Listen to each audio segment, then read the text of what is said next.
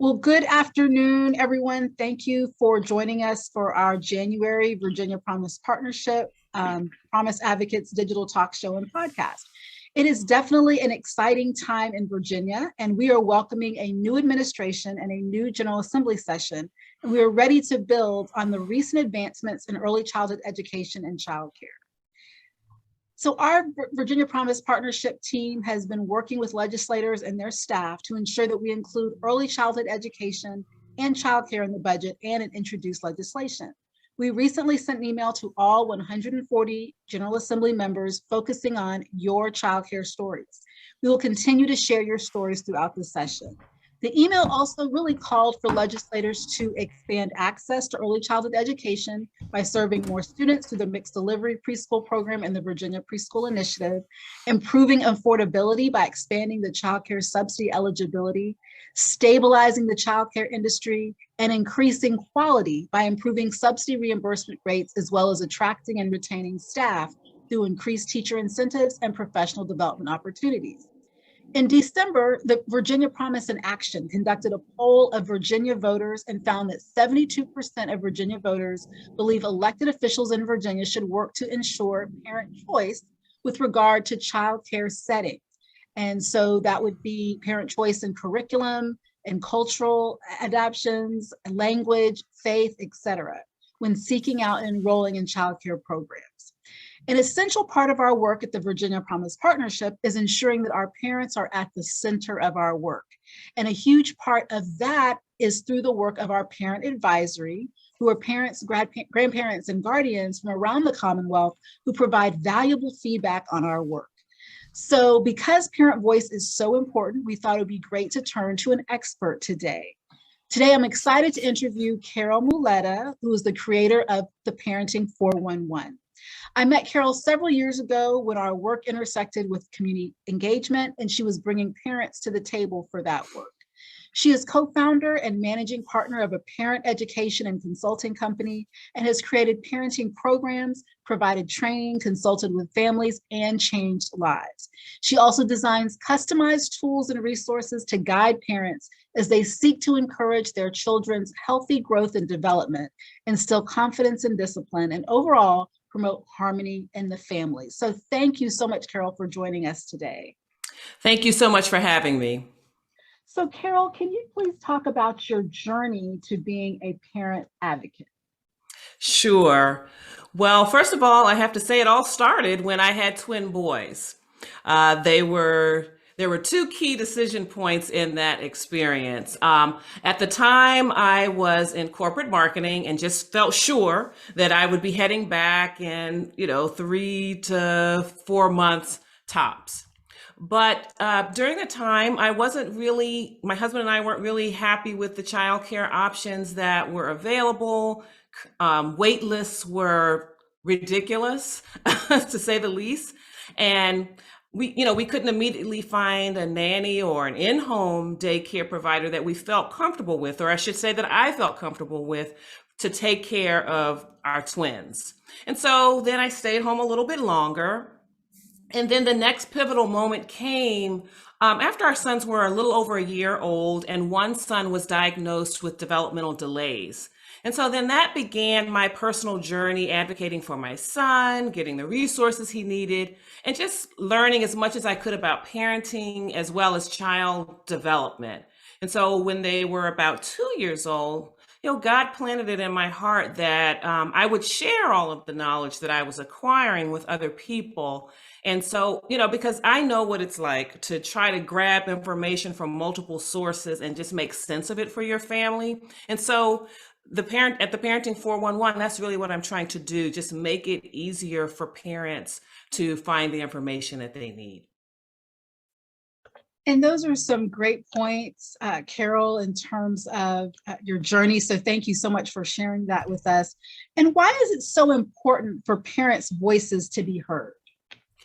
Well, and that seems like such an obvious question, like that I can't even believe we need to talk about, because they're living the experience. And it just fascinates me that legislators make these decisions for parents or about things that affect children and parents without always getting the input that they need. And so, parents are living the experience. They know their children, what their children need better than anyone. And just secondly, and this is very important, parents are workers. They drive the engine of our economy. So we have to make it easier to work and have a family if that's what people want to do.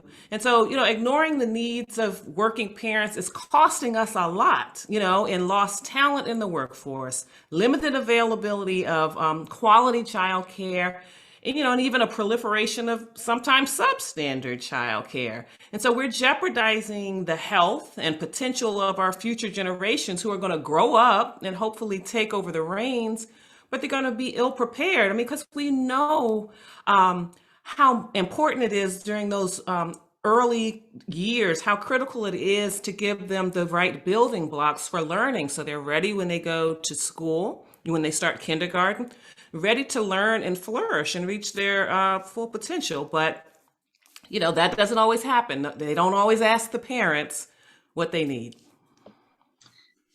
That's a great point. And that's a lot about that really is the central part of the work that we do at the Virginia Promise Partnership. We want to make sure, because it is so easy sometimes, even though when you're talking about childcare to, maybe try to focus on just the kids or, the business owners, like you were saying, they're the engine of the economy as well. But sometimes we just need to ask, they need to be the center of our conversations around childcare. So I really appreciate your work on that. And I know you have been working with trying to get parents engaged in different aspects of the community and in their children's education for years. But can you talk about some of the challenges that you've had in getting parents involved and lifting their voices in terms of what we're just talking about for themselves and their thoughts on childcare or other issues, as well as on behalf of their children? Well, the first hurdle is that many parents don't know they can, right? They think that, they're intimidated. They think that educators, they think that medical professionals, well, they have to know more than they do. So they defer to that. And so I'll never forget, and I've been on a long journey. My twin sons are now 22 years old, getting ready to finish college, thankfully. But it was a long road, and I can just remember speaking to a neurologist that we used to take our son to see over at Johns Hopkins, and I really appreciated, just from the beginning in that first assessment, he said, "Okay, I want to talk to mom." He said, because you're the expert. And, he's got all of these diplomas on his wall telling him that he's an expert in his field, but he wanted to talk to me about what I understood, even though my husband was sitting there even. But, that's the problem, though. We give so much of our power to those in leadership and those that we're engaging with. And so we don't always speak up. So that's the first hurdle. And then very often they don't know where to look. They don't have all of the information about what they're entitled to and what they're entitled to know and access. And so, parents just have to understand that they have to advocate for their children with, in the educational system and so forth. Take hold of it, as soon as you go back to school, or, even with the daycare setting, talk to the professionals who are going to be working with your child. Let them know who you are. Let them know that you're a partner at home for anything that they're doing with your child during the day, right? That, it's a partnership. And it also just lets, teachers know when, as the children get older, that they have someone that they can trust and provide information to and know that it'll be acted upon, because there are a lot of children to deal with in a lot of these settings, and that really puts your child in a certain context when they know who's behind them. That is exactly right. And it's just always so important that we remember that the parent is the expert. So excellent, Carol. And so on this call, and those who are listening, they may have older children, or they may not be parents, but are really interested in advocating for early childhood education as well as childcare.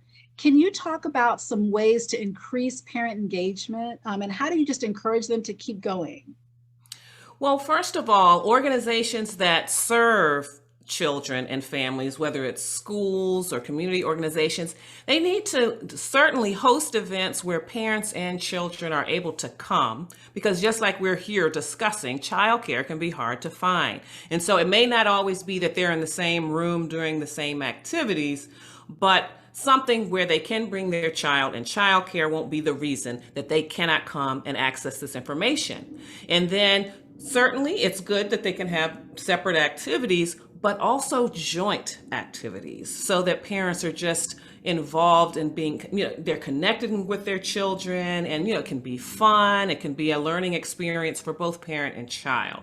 So next, what I would say is to be consistent in regular in scheduling these events, because you have to form a relationship. You have to form that partnership, because remember, again, a lot of parents feel like once I hand my children over to the school or to a child care facility or whatever, I'm not in charge anymore. They're supposed to take care of everything, right? And so, you want to form a relationship like, no, we want to hear from you. This is what we're doing. Does this sound right? All of that. And then ask parents what they need and what they want to know more about, and provide those programs. And, in doing this, it shouldn't be where you have parents all gathered together in a room and ask by a show of hands or expect them to speak up all the time, because sometimes they may not feel comfortable about sharing something that they're going through or something that they need. So you can do that, because some people will feel comfortable, but there should also be maybe surveys or phone calls to protect their privacy, but allow them to get their issues and get their concerns out there, and have them addressed like everyone else.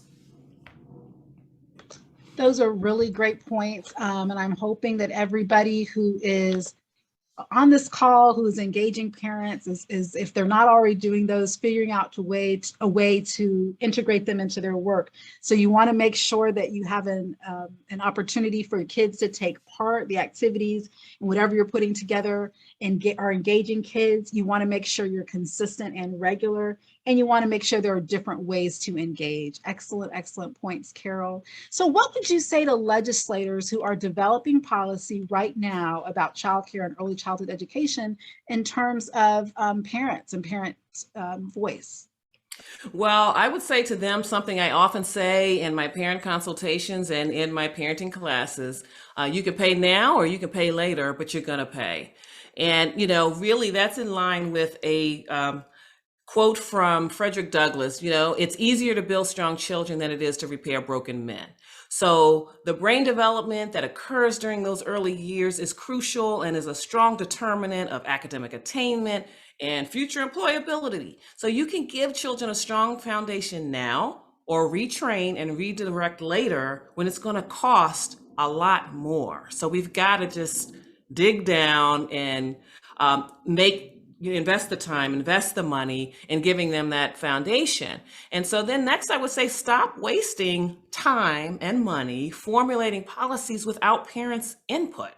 Set up an advisory council so that parents are at the table, and give the parents on their staff an opportunity to weigh in without repercussions, because, there are a lot of people that they have jobs, and sometimes they have, they're executives and whatever, but even they sometimes can be afraid to talk about these issues because, they don't want to look like a problem. They don't want to convey to their employers that, hey, maybe I'm not as serious about my career, as you thought.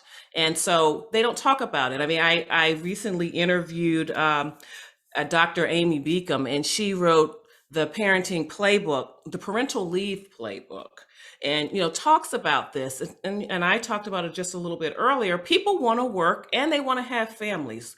We as a country need to support that. We are light years behind other nations on this. Are children important? Are they our future, or are they not? We have to decide that. I love that, Carol. You're going to pay now or you're going to pay later. That's excellent, excellent advice for our legislators. And I really love, engaging legislative staff and making sure people just in society know that it should not be an either or, it should definitely be an and. And Vanessa asked, what are some first steps in setting up a parent advisory council that you'd recommend? And what language should we use that is more inclusive than parent? Or do we see anyone in the parenting role as a parent, as parent? That last part, let me say, and please forgive me, parents and caregivers, absolutely. Yeah, I'm absolutely aware that it takes a village, and a lot of people have to look to that village a little more than others. So sure, it's not just parents; it is caregivers. It's people who serve children, and so then. Regarding the advisory board, I'm assuming that this is on the part of different organizations that serve children. I mean, she can correct me or he can correct me in the chat if that's the case. But definitely start with those types of events that I was talking about in terms of bringing parents together, and of course, make it easy so they can come for childhood or whatever childcare, and talk to them, constantly share information with them, let them know that this, make them feel comfortable that this is really, we are sincere about this. We want to hear what your needs are, and start, again, they may be uncomfortable at first feeling like they have a say, but when they do say something, try to implement some things. I mean, they need to see that they really have some say. So start implementing some of their ideas and doing some of the things that they're suggesting, so they know that there's an element of trust and that they can really come through and share their concerns. But I think that any organization that's serving children should take that approach. And first of all, ask for people, tell people, we need your help. We want to make this as powerful an experience as possible for your children and for you. But as I said, if they're shy about it, then just start hosting some events so that you can attract them, serve food, just make it an inviting environment so that they know you're serious, and then they will start contributing. That is excellent advice. Vanessa, I hope that's helpful to you. I do know we have some members of our parent advisory here on the call today. Michelle Lester is our vice chair. So Michelle, in the chat, if you are interested in putting any other advice in, that would be great. And so, the last question I have is, Carol, we as the Virginia Promise Partnership, our goal is quality, affordable childcare for all Virginia families by the year 2030. So I want you to imagine that it is the year 2030. You want it? And we have quality, you want it or no? Childcare for all Virginia families. What would that look like, and how would we get there? Oh, that's exciting. That would be exciting if that's if that's the way it'll be in 2030. So, working parents would have access to safe, affordable childcare providers, and they would feel at ease going to work because they know that their children are safe and in a good setting that is going to foster their development.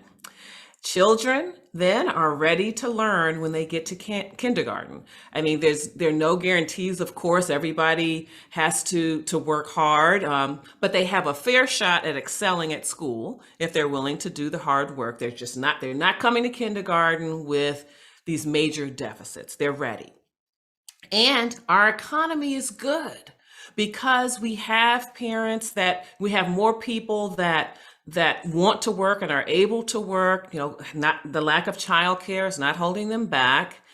We have a diverse workforce as well, because if everyone has access to safe, affordable childcare, there are more people that can participate in the workforce.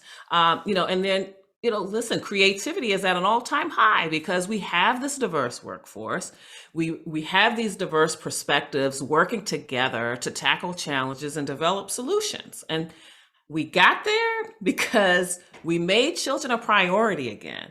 All children, not just children of the privileged. And we're listening to parents and implementing their ideas. I mean, It would be beautiful, and I see it as really pretty simple. I'm not sure why we just can't get there. No, that's a great point. I love that vision, and I hope as advocates for everyone on this call and whomever you speak with, you really pose that question to yourself and to them, because I strongly believe that if we, first of all, believe that we can get there, a lot of times we set these goals, especially with the year involved, and we say, oh, we're never really going to get there, or I'm never going to see it. But if, first of all, you have to believe that it can happen, because then you're actively working towards getting there. Yes.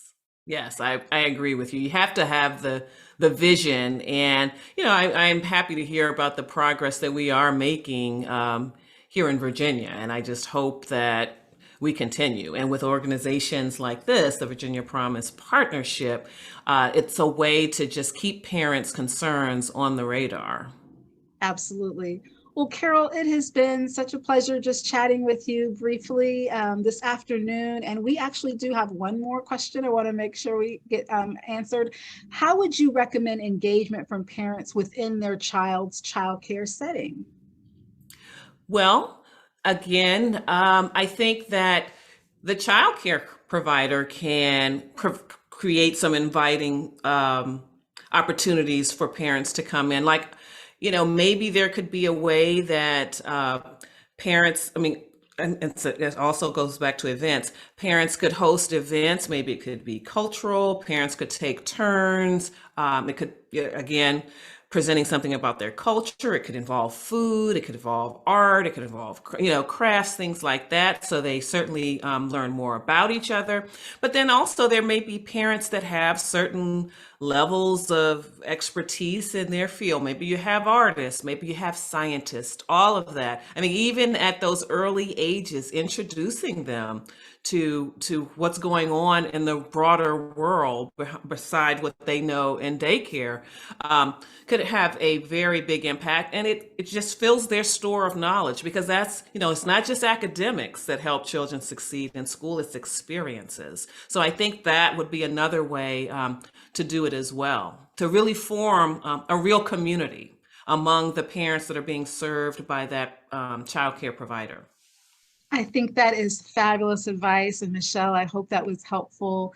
So, Carol, thank you so much for joining us today for our Virginia Promise Partnership podcast and digital talk show. Your advice and your feedback has been extremely, extremely useful.